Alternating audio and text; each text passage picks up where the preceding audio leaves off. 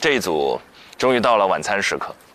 其实这是很重要的一个从办公室里的稍微带有一点距离感的老师和实习生的关系，到可以交心谈心、推心置腹的某种意义上朋友关系的一个重要的转折点。因为我觉得他们也积累了很多压力、很多想法，其实也需要发泄一下。是的，韵林他其实不说，我们都快忘了，他从广东卫视有一个非常稳定的工作，也是而且我去打探了一下，他很多节目上，然后事业还是上升期，不是瓶颈期。哦，那这个决定就显得更加的，就是勇敢了。是啊，他是完全的拥抱一种不确定性。而且他好像是把自己归零了嘛，就是从实习生来做起，这个归零的勇气好像也是挺重的。可能他家人的那个小手术真的在他生活中投下了一个小石子儿啊，激起了涟漪。你们过去有没有这种？在自己的人生道路上有这种决定性时刻，就突然有一刻你就知道，哎，我真正想要的到底是什么？哪怕有一个巨大的代价或者有一个巨大的风险，也愿意去尝试和挑战。出门工作之后，我的一个目标就是很清晰的目标，就是我要赚钱。那我就在研究，因为就是普通的工作它不会往上递加，我是想挣得更多一点，所以我就会在网上去了解一些新的工作。发现那些新的工作只存在于大城市，它是有一个改变的机会的，所以我会去大城市去改变啊，什么接触各种行业，然后接触到很多之后，我觉得可行性的第一个就是直播，那个时候直播好像正兴起，还有个什么淘宝的那种模特，这两个方向都是我想靠的，就靠着吧，就靠到女团去了。我也不知道为什么，反正都是工作嘛，我就去了之后，然后也在那个团里待了2年，又觉得好像也没什么动静，然后我就觉得一直这样下去吗？那未来是什么呢？他30岁、40岁了以后还这样吗？就是会想到一个未来，就有点考虑说我要不要转行，我说干点别的。准备转的时候吧，进了一个节目，就这个节目，然后没走得了，然后就一直到最后了。那到了最后，然后就进到了这个行业里的。那我想，又有多种的可能了，因为之前不知道这个东西，也没有可能性。然后到了这里之后，发现我又有一些可以选择的方向了。所以我觉得，有的时候没有目标不用急，其实只是你没有到那个时间吧。我是觉得，因为你可供你选择的其实很少。你碰到那个机会的时候，你就会知道，哦，原来我想要的是这个。对。俊林有吗？之前我一般会给自己定一些阶段性的目标。那我现在就是，其实我前2年就一直对做导演这件事情很感兴趣。我这次自己拍了一个小小的那种专题片的片子，我就自己觉得还真的挺有成就感的。第一，我首先不是学这个专业的嘛，可能我还需要去，就是在这个过程当中去学习更多的专业知识。其实最开始的时候，我真的是一头雾水，因为我完全不知道我要怎么做才能把一个片子给做出来。后来我发现，好像从最一开始，就是看起来很遥远，根本不可能实现的这件事情，它真的就摆在你面前的时候的那一刻，真的很有成就感。愿意试一试是一件特别好的事情。对。因为我也觉得韵林那句话说得很对，就是我现在也年轻嘛，我就觉得说能尝试就去尝试，就可能我现在去尝试的话，就我可能发出一个东西，如果不太好的话，肯定会有很多人就是说我这个不好，但是我也认为大家的批评可能也是对我进步的一个更快的一个方式，就是有一些批评的意见里面它是带有很强的建议性的，你如果真的把它给能够消化了的话，可能你进步的就是比别人快。厉害，所以我在想，所以也许过2年就导演界一个新星冉冉升起，这完全是有可能的。贺导，就跟你刚才一说那个小点子的时候，就我一下就带入了，因为我现在心里也会有一个方向，是在下一本书的主题框架基本上都已经搭建起来了。我也是，下一个的那个脚本我都在我的脑子里面，我还写出来过。没错。哎呀，怎么还惺惺相惜上了？你俩这还？我想听一下 P 人他到底是对我吗？你心里的小念想太多，群星闪耀。我没啥念想，我就觉得能过一天是一天。活着就是念想是吗？哎呦，你说完我有底多了。我其实挺理解他们2个人，玉玲和诗文，就是他们俩那种，我选错了吗？就那种自我怀疑，我其实挺能理解的。是的，全林老师您有过？对，就因为我是大转过行的，对吧？对。所以我从央视出来做投资人，然后有一段时间会出现这样的状况，就比如说我们投资界，就挺著名的媒体说，全老师，我决定给你们的基金颁一个奖，我觉得你们做得不错。我说是吗？你的确觉得我做得不错吗？你要是来主持我们这个颁奖晚会的话，我就给你颁这个奖。真事儿啊，1赠1啊！就是那个不止一次。就那一刻你会特别怀疑自己，说我是谁，我在干什么，我到底投资有没有得到大家的认可？对，就我到底投的，你们认为到底是个啥状况？就是你还是会自我怀疑。然后我就后来在想说，原来你当主持人的时候，当记者的时候，你也会面对外部声音，对吧？那肯定不是每一个人都喜欢你，会各种人给你提意见。我为什么不在乎？我不在乎你们提的那个意见，我知道我在干什么。是。然后你就会发现说，你真得就那个业务足够自信到你可以不在乎外部评价的时候，你才能到那份上。然后我就会对自己说，选就选了，然后你有可能就是没有那么好，还有可能你用尽。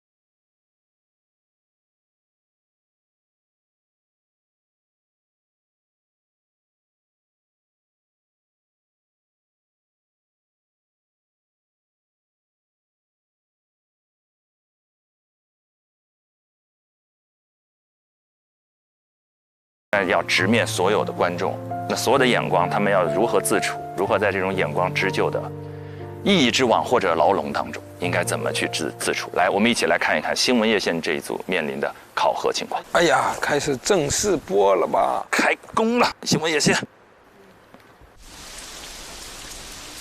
进入夜星约见，今年的第8号台风竹节草对上海的风雨影响逐步加大，怎么拆解这个死而复活的台风呢？我们今天请到的嘉宾是中国气象爱好者科普团队联合创始人王路成，另外呢，中国气象局上海台风研究所的研究员朱雪松也将会在线参与我们的讨论。主持人好，大家好。也想先从您目前拿到的相关的资料来给我们介绍一下，目前这个竹节草的走势到底是一个什么样的态势？曼谷方面的行动，而泰国代理总理普拉坦韦差亚猜则表示，以上就是新闻夜线的全部内容。更多新闻请登录看看新闻客户端。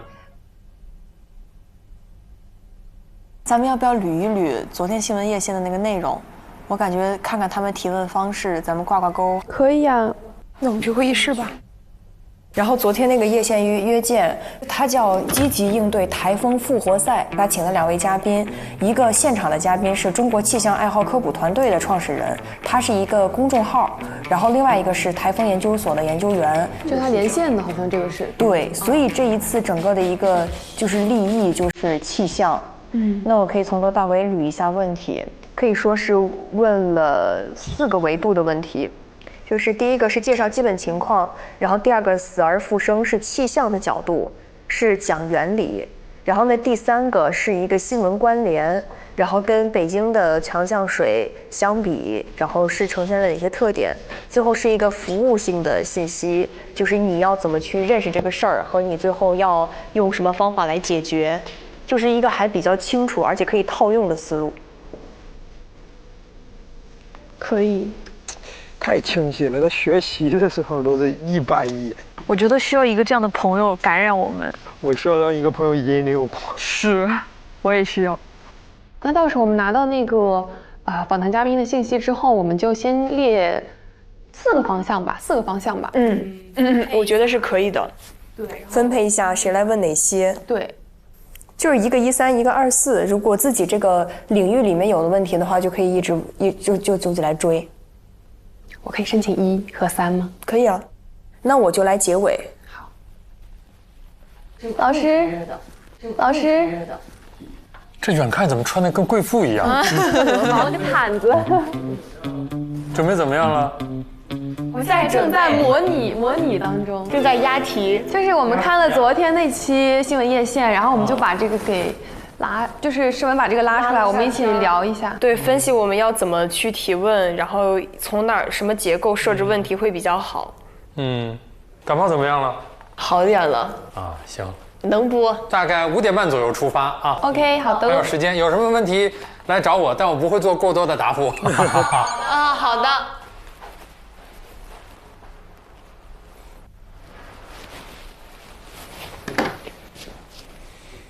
几点去上班？5点半带他俩过去。5点半出发。5点半从这儿出发，计划6点半到那头嘛，留了1个小时总归够了。然后他俩先看你直播。对，但是他俩的稿子我大概在7点钟左右会给到他们。哦，他们现在还没有稿子？没稿子。那他们现在准备什么呢？他们看以前的夜线呢，在把脉，自己似乎在押题，似乎在押题，押题约见是什么？但我觉得他们押不中的那个题。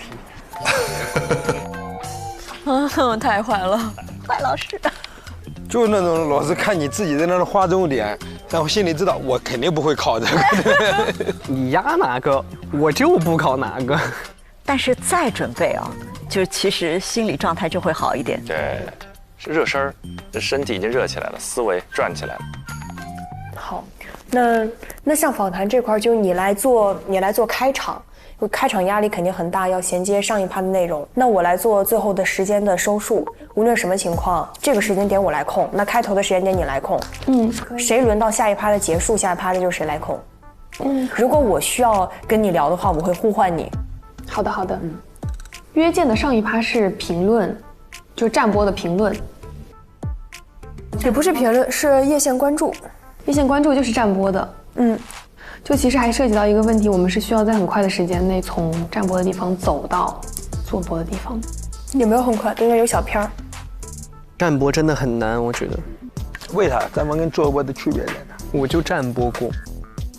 因为站播首先就是你手就不知道你要怎么放有些时候，你做播你就大在哪？就因为大家都是做播，所以你如果要学他们的肢体形态，你也很好去模仿，但你站播的话就比较难了，就因为不同节目它的那个风格又不太一样。还好，我觉得这个程序上的东西咱们不用那么担心，今天晚上要对得非常清楚就 OK。好，你要拿电脑过去吗？我拿着我的板儿过去吧。走。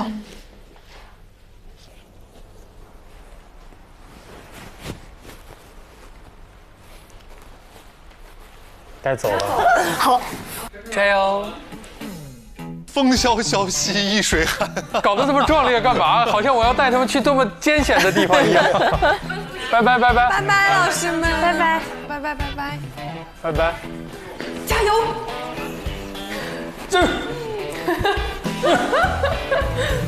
必须凯旋，没有归来。对。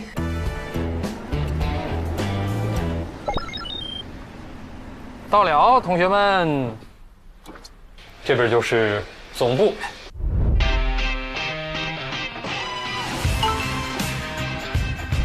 我们去5楼。哇，这是实打实的了，真的来了。我的天！来，你们就坐这儿好了。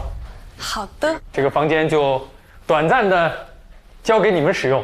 好，没问题。你们两个稍微等一下，我去把今天晚上要用的稿子给你们拿来。好的，好的。你冷不冷？不冷。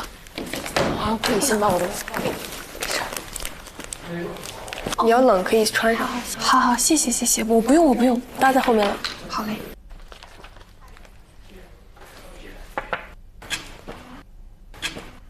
稿子来了。哇，这么长。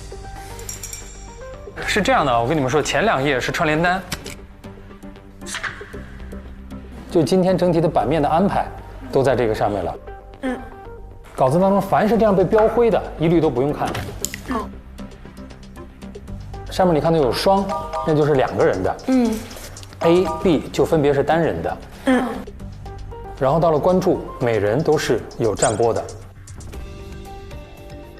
在串联词1.5之后的页线广告1、频道 ID 1和小片头1要完成一个转场，也就是说 A 要转场过去，在这个时候，大概时间只有35秒时间。那么最后一个板块，我们也把它拆分开，反正都是做播。这是约见的稿子，好吧？嘉宾在上面也已经写出来了。然后你们2个。待会儿看完稿子，找时间把提纲列掉。好。8点半提交一个约见的提纲给到我。好的。那你们2个先准备。好。好吧，我就先不打扰你们，我先去干我的活儿。好嘞。曾希老师晚上也有自己的直播。今天是台风，有特别报道，会有几路连线。哦，那我们是不是今天还要试机位啊？提前应该要早点上去试试。哦，好混乱今天。今天会特别忙的。我知道。你反正连线交给那个凯旋就可以了。好的。就访谈。好的。还是第16届人大常委会第20次会议召开社会救助法草案立法意见征询会。问专家。好。然后是在这边的，因为他是会先有一些访谈。感觉大家很自如的面对这个。我现在要确认的就是每次访谈之后，一定都会再 Q 一下小屏互动。资源部海啸疫情中心今天下午的监测经过显示，我们叶县约见的主题是爱宠进客舱，如何有爱无爱？惊天工程，陈一敏 ，offer 5的带教。陈律啊，是我们令人心动的 offer 第5季的带教导师。那我觉得陈律的口才应该是非常好的，不太用担心嘉宾在表达这方面的问题。是，所以咱们可以尽情的挖问题的深度。这样就是我是13，你是24。那到我们各自那一趴的话题，就是各自来带节奏。好的，但是我们就是可以在边上有一些呼应，对，有一些呼应。OK， 没问题，姐在稳稳的。有诗文，诗文的部分倒不担心，双人也不担心，但韵林的单人部分，尤其是流程。他要完整的放在脑子里。韵林现在扛的压力好大呀。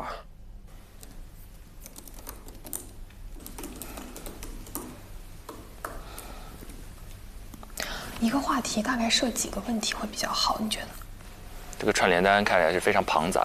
我感觉先看最值得关注的话题有哪些。如果问的话，咱们可能得按照一个问的节奏来，就是由浅入深。然后由公众最关心的问题，然后问到一些延伸的有建设性的意见。我们以观众的视角来看吧。如果你知道了现在可以携带宠物上飞机这样的一个事儿，你最关心的是啥？大小、价格。我觉得2个点，为什么之前没有，为什么现在有？还有一个点就是直接从航空公司的角度去入手，直接就是开门见山，因为我们只有10分钟，好，我们没有太多时间由浅入深。好。那我记一下话题，你大概想聊哪一些？航空公司规定层面的话，我就是想问，首先是介绍一下对于宠物进客舱一个总体的法律规范框架，这是一个比较基础性的科普。我感觉这个话题有点像是法律和规则之间。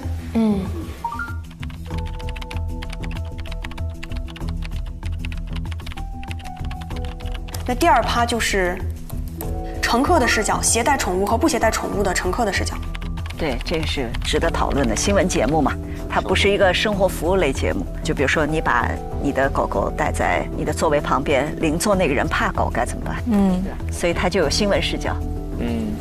第3个话题，其实我有一个点想说，这个规定的一个变迁，就是从最开始宠物进客舱的时候，它是什么样的一个规定？那第3趴的主题其实就是变化。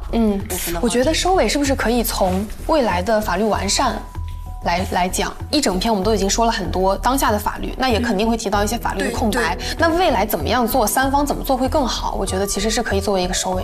对，那我先把这一块法律的完善列为趴4，我先把它列成第4趴。好。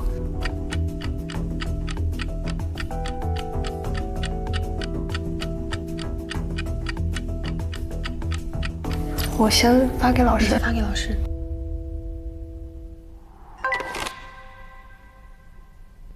接下来就到化妆间去改装。好，进化妆间吧，去吧，改装，然后就把那个你们衣服就放到这儿来吧。我和凯旋先去工作了。好，线下参观人数预计将达到35万人次。大会期间，专区项目路演60场，早期创业项目现场。据了解，这次推出的日校课程时间段设计的十分灵活，分为了3个。哇，他们这个倒计时更像这直播。艺术早课为9点30至11点，聚焦100人群和全3、2、1。观众朋友，晚上好，欢迎收看新闻夜线，我是张希，我是郭凯旋，这就开始今天的夜线资讯之旅。吸引800多家企业参展，展出3000多项前沿。原曾任河南省佛教协会会长，世界斯诺克上海大师赛正在1天之内同时迎接海啸与台风双重影响。研究所副所长韩鑫，欢迎2位嘉宾走进演播室。疫情作业区域，一线增加了区域，田间地头棚设计核酸检测点，地下空间及抽排处置情况如何呢？我们来连线现场的记者翟玉森。看到现场积水正源源不断的。接下来台风的影响会逐渐的减小，这个时候对于防灾减灾工作来说，重点要向哪个方向转？今天计划取消进出港航班640架次，被判处有期徒刑1年9个月。涉案旅行社的经营者。那么介绍一下目前上海地铁路网的情况吧。究竟是一个什么样的影响的路径？疾恐肯雅热，疾恐肯雅热，疾恐肯雅热。天津北部局地发生地质灾害。的上海之余，我们马上来连线他。现在我所在的位置呢是在浦东机场的T1航站楼。我甚至这个风一下子过来的时候，我有点站不住了。在外滩已经是风大雨大的一个场景了。哎呦，你看他们也变化了。观众朋友，感谢您的收看，祝您晚安，再见。再见。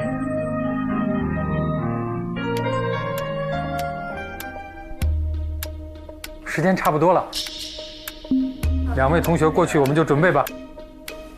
哎呦，张鑫老师还有精力了，我要经历这么长一场直播，我感觉整个人就已经空掉了，就躺了，大脑一张开，绝对瘫了。我是坐这边。对。你跟他们说一下机位。行，我来吧。这个演播室是一个疾控的演播室，摄像机的运动全部是电脑控制的。正面的3个分别是3号机、4号机和5号机，其中4号机是拍你们2个人的，是一个双人的机位，然后3号机是你的，然后你的是5号机。好。当中还有一个6号机是摇臂，功能比较多。他负责整个站播，2个人的坐播。这提字器当中呢，其实2个人有一个配合的问题，就是一个人在读的时候，另一个人尽量不要动。OK。不是尽量，而是必须不能动，你会影响他。和我们那天第1次考核的提字器不一样，这次是联动的，不是分开的。好。是我们试一下那个你们的2个的声音，还有我们之间的通话，都确认一下就可以了。好。你们2个听得到我说话吗？可以听到。好，可以听到。这样，我先把版面帮你们顺一下啊。我们先放一个大片头，大片头之后是2位的提要，提要以后的开始语是4号机，然后开始语读完，2位转6号机，这时候6号机在你们的右边，就是那个摇臂。好，然后提字器的速度你们2位看一下，可以吗？可以。好，准备25分开始啊，我们离正式开播还有1分30秒。那咱们约见的部分还是第1趴你来管，第2趴我来管，好的，第3趴你来管，然后问题就你来掌控，然后第4趴我尽量去问出来一个问题，啊，离开播还有1分钟。展品手术实现双倍增，截至下午2点，大会接待了来自10多个国家的156个采购团组，预计达成意向采购金额160亿元，线下参观人数预计将达到35万人次。30秒倒计时。我的天！哇，惊心动魄的30秒。掌控过我的恐惧又出现了。就是这个30秒倒计时。5、4、3、2、1，一比。燃起来了，燃起来了，又燃起来了。